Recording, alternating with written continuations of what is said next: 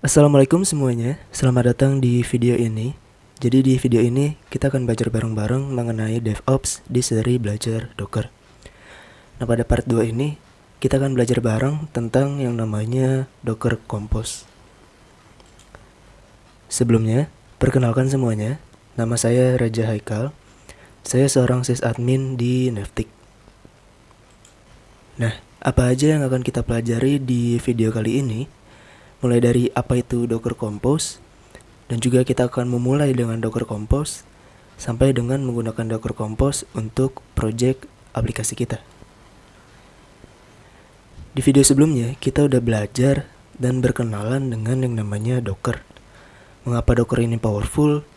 Kita juga mencoba menjalankan container web server simple menggunakan Nginx sampai dengan membuat atau membuild image dari aplikasi source code milik kita.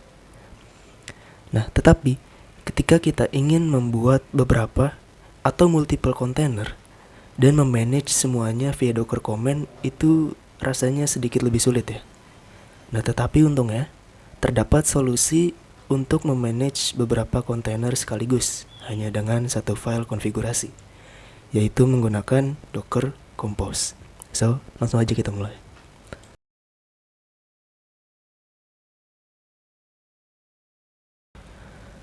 Jadi mungkin kita mulai dulu dari apa itu Docker Compose. Docker Compose ini bukan yang macam-macam. Dia ini cuma file konfigurasi yang ngebantu kita memanage multiple Docker container hanya dengan satu file konfigurasi. Nah, alih-alih kita nyalain kontainernya satu persatu, dengan menggunakan Docker Compose, kita bisa jalanin beberapa kontainer hanya dengan satu command. Dan file konfigurasi ini menggunakan format .yaml. Jadi intinya si YAML ini bertujuan untuk easy human readable language dan machine readable language. Jadi mudah untuk dimengerti oleh manusia dan mesin. Dan namanya secara standar Docker Compose itu adalah Docker Compose.yaml. Kalaupun teman-teman mau ngubah namanya misal Docker Compose 1.yaml, nanti ketika di up itu kita butuh opsi tambahan.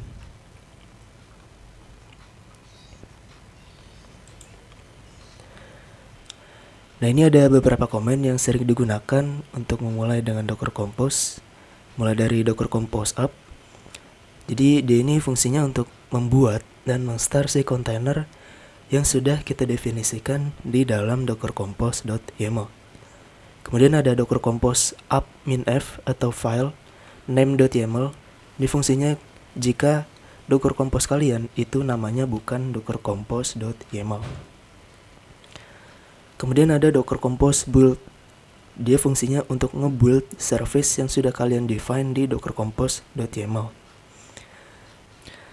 Kemudian ada Docker Compose down, berfungsi untuk nge-stop, nge-remove container beserta dengan networknya.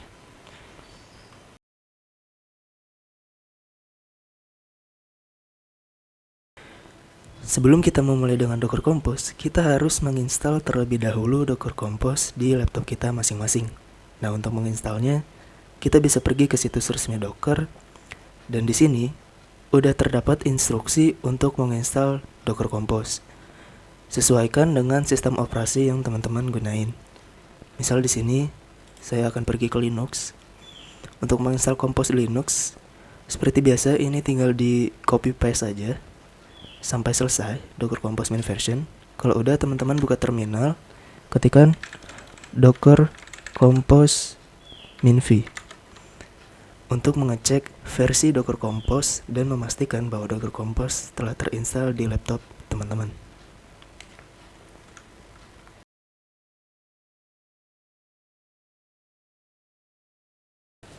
Nah, di sini saya udah punya sampel proyek menggunakan Python. Dan si Python ini butuh Redis sebagai cache-nya. Simple aja di sini. Jadi kalau kita buka nanti browsernya akan muncul Hello World with Neftik. Dan kalau kita buka /visitor, nanti pengunjungnya akan terhitung membukanya berapa kali. Dan kalau kita mau reset, kita tinggal buka /visitor/reset, maka pengunjung akan direset ke 0 lagi. Dan di sini saya juga udah buat Docker file yang nantinya akan dibuild ketika kita menjalankan Docker Compose nih.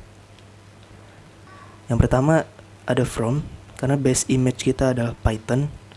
Jadi di sini saya menggunakan Python 3.7 versi Alpine karena aplikasinya simpel. Kemudian saya ingin membuat directory /app yang nantinya /app tersebut saya jadikan sebagai working directory untuk aplikasi kita. Nah, saya akan menambahkan requirement beserta main.py ke /app. Kemudian saya akan menginstal si requirement-nya. Lalu di sini saya define instruksi untuk menjalankan aplikasi kita. Nah, di sini kita pengen jalanin Python beserta Redis ini secara bersamaan dalam satu file konfigurasi, yaitu Docker Compose. Jadi yang pertama kita lakukan adalah membuat file bernama dockercompose.yaml. Bisa seperti ini, bisa YAML seperti ini. Nah, jadi teman-teman harus menamainya seperti ini kalau teman-teman mau menggunakan standar komen si Docker Compose. Tapi teman-teman juga bisa namain selain ini, cuma untuk execute-nya nanti butuh opsi tambahan. Nah, untuk kali ini kita pakai nama yang standar dulu aja ya. Nah, setiap Docker Compose file itu dimulai dengan versionnya terlebih dahulu. Di sini saya akan mendefine versionnya adalah versi 3. Dan kalau teman-teman pengen tahu lebih tentang versinya ini, kita bisa pergi ke situs resminya Docker, dan di sini bisa kita lihat ada beberapa versi, ada versi 1, 2, 3, tergantung dari versi Docker Engine yang teman-teman gunain. Dan selama saya menggunakan versi 3 ini, saya belum menemukan kesalahan sintaks dan semacamnya. Dan di sini teman-teman juga bisa pakai specific version ya, dengan beberapa perubahan dan update yang ada. Ada versi 1, versi 2, sampai dengan versi 3 dan seterusnya. Jadi ketika teman-teman mengalami sintaks yang salah, mungkin teman-teman harus perhatiin tentang si versi ini. Jadi pertama-tama kita define dulu version dan kita akan menggunakan versi 3 tadi. Nah, sekarang kita define container yang ingin kita buat dengan cara pertama-tama kita define dulu service-nya ada apa aja. Service. Dan saya di sini akan namain service-nya app dan juga Redis. App untuk menjalankan kontainer Python kita, Redis untuk menjalankan kontainer Redis kita. Sekarang kita bisa define service pertama kita. Misal di sini namanya app. Nah, di service app ini kita ingin menggunakan image, namanya apa? Misal namanya Python 3.7 min Alpine. Dan di sini di Redis menggunakan image Redis Alpine. Nah, tetapi dalam kasus kita ini kita belum punya image untuk proyek Python kita ini. Kita cuma baru buat si Docker filenya aja dan belum dibuild, artinya image-nya emang belum ada. Nah, karena kita ingin nge-build image untuk project kita terlebih dahulu, maka di sini instruksinya bukan image, tapi adalah build. Build dengan value-nya adalah titik. Yang artinya, si Docker Compose akan build image merajuk pada Docker file di directory yang sama. Kemudian yang kedua, misal di service ini teman-teman mau tambahin container name-nya agar lebih spesifik. Misal namanya Python min Redis. Kemudian untuk image Redis, kita akan menggunakan container name-nya adalah Redis. Nah, kemudian saya akan menambahkan restart always di kedua service tersebut.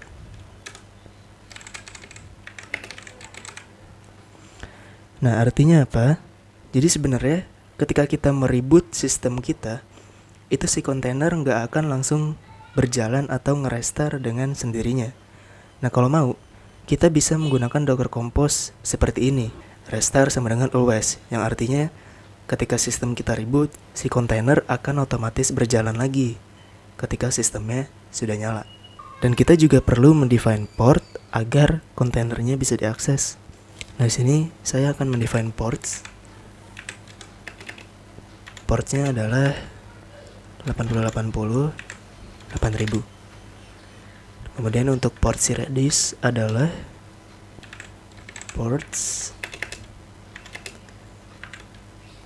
6379, yang artinya kita expose si port 8000 ini dari si Python dan port 8080 untuk host lokal kita. Jadi ketika kita buka browser, kita harus menggunakan port yang 8080 ini, yang nantinya akan di forward ke port 8000-nya si Python. Dan untuk Redis, di sini kita definisiin portnya adalah 6379. Dan kita juga ingin membuat volume agar data-data yang ada di kontainer ketika si kontainer itu berhenti atau mati itu tidak hilang. Nah, caranya dengan instruksi volume. Volumenya adalah app. Di sini saya akan mendefine app ke /app. App ini nama Docker volume ya, dan /app ini workdir dari si aplikasi kita. Jadi data-data yang ada di /app kontainer kita itu akan ada di Docker volume pada host kita juga. Ketika kita membuat Docker volume, kita juga harus definisikan pada line terakhir instruksi berupa volumes beserta nama volumenya. Nah, kemudian di sini pada service app saya mau menambahkan depends on dengan service name-nya adalah Redis.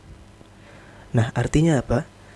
Depends on ini artinya mana kontainer yang harus di-start terlebih dahulu. Karena Python kita connect-nya ke Redis, maka di sini saya mau nge-start si kontainer Redis terlebih dahulu, baru start kontainer Python-nya.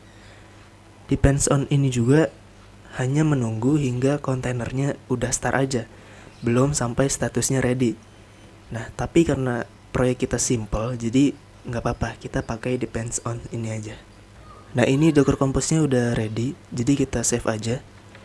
Dan untuk execute-nya kita pergi ke terminal, kita ketikkan komen docker compose up pakai opsi min d, yang nantinya si Docker Compose akan nge-build atau membuat dan merunning service yang kita define tadi secara otomatis.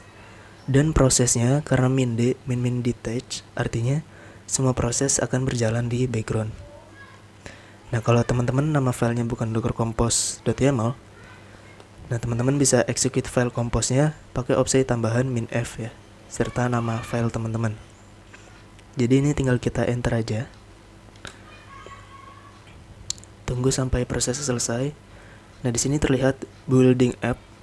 Di sini kita membuat image yang kita butuhkan terlebih dahulu. Nah, di sini prosesnya udah done, dan kalau kita lihat di sini ada warning image for service app was built. Jadi kan kita ketikkan komennya docker compose app ya. Nah, itu kalau image-nya belum ada, itu dia akan otomatis ke build karena di sini kita pakai instruksi build ke si docker file ya. Nah, kalau di sini kalau kita lihat docker ps, nah kelihatan di sini bahwa kontainer Python Redis beserta si Redis itu statusnya sudah up keduanya. Dan kalau kita mau lihat lognya, ini saya lebih besarin lagi. Docker compose logs.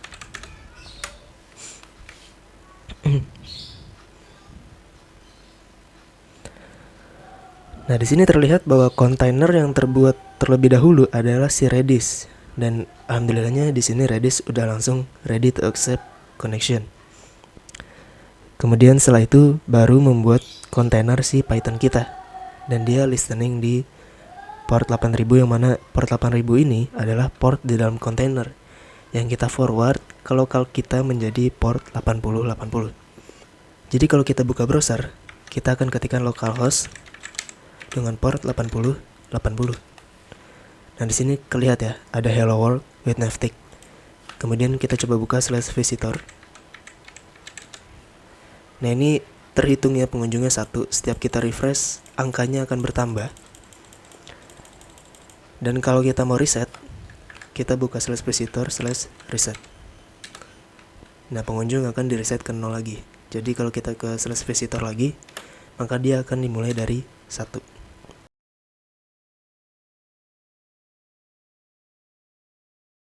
Oke, barusan kita udah coba Docker Compose bareng sampai selesai, sampai aplikasinya jalan.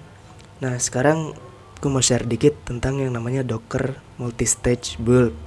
Jadi, kalau misalnya teman-teman jalanin aplikasi nih, misalnya Golang, sebenarnya kan kita cuma jalanin hasil buildnya aja, atau artefaknya. Jadi, misalnya teman-teman nih punya aplikasi, terus build aplikasinya. Nanti hasil buildnya itu kan yang kita jalanin. Nah, jadi konsep tersebut diimplementasikan di Docker Multistage Build. Maksudnya gimana? Jadi gini teman-teman, kita bisa kayak jalanin 2 fase di dalam Docker file kita. Jadi yang pertama kita nge-build dulu si aplikasi kita ini beserta library dan dependensinya gitu-gitu. Nanti kalau udah jadi binary itu yang bakal kita copy dan kita jalanin di Alpine Linux teman-teman. Yang mana Alpine Linux itu kan kecil banget kan. Nah sekarang kita bakal nyobain bareng-bareng buat ngebandingin perbedaan antara nge-build aplikasi kita dengan multistage build dan tanpa multistage build atau single stage aja. Nah pertama-tama kita bakal coba nge-build image dari Docker file yang cuma satu fase aja atau single stage. Jadi langsung aja Docker build mint misal nama aplikasinya Neftic Mingo dengan tagnya single stage. Oke.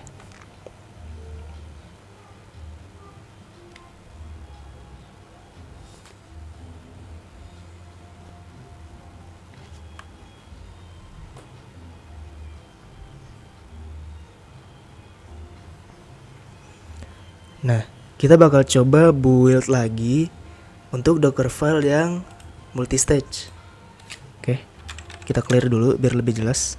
Docker build mint Neftic Mingo tagnya misal multi stage -f Docker filenya multi stage di sini. Oke.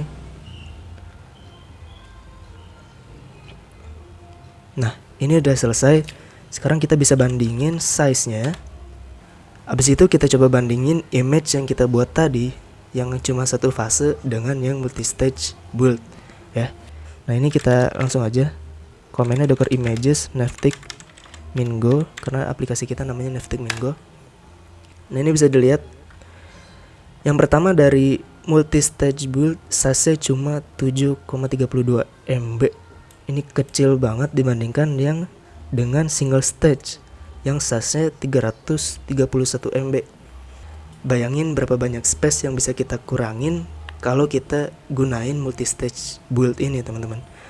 Nah begitu juga kalau misalnya teman-teman pakai framework front end kayak Vue.js, React.js. Jadi teman-teman build dulu si aplikasi teman-teman itu sampai nanti binary-nya atau artefaknya itu jadi. Kemudian si artefaknya itu tinggal teman-teman copy, habis itu dijalanin di stage yang berbeda. Nah ini jadi menghemat banget size image aplikasi kita. Dan kalaupun kita jalankan kedua aplikasi ini, fungsinya sama. Contoh, docker run min rm, kita jalankan yang single stage, maka dia akan menampilkan Neftic hello world. Kemudian kalau kita jalankan yang multi stage, dia pun akan menampilkan Neftic hello world. Nah jadi itu ya sedikit tips best practice dari membuat image aplikasi kita, yaitu menggunakan metode multistage build pada Docker file.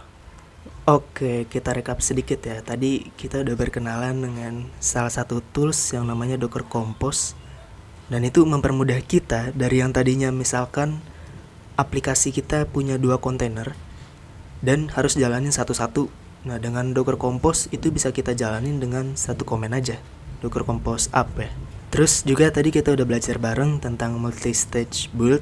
Gimana caranya kita build image secara best practice Dan teman-teman bisa lihat perbedaan size-nya, yang tadinya 300-an MB jadi cuma puluhan MB aja gitu. So, ya itu aja. Kalau ada pertanyaan jangan sungkan bisa di kolom komentar, dan mungkin nanti saya balas. Kalau teman-teman juga punya masukan atau kritik, silakan di kolom komentar, nggak apa-apa. Dan maaf bila ada kesalahan dalam menjelaskan atau perkataan, karena saya sendiri juga masih belajar. Oke, sekian video kali ini. Sampai jumpa di video selanjutnya.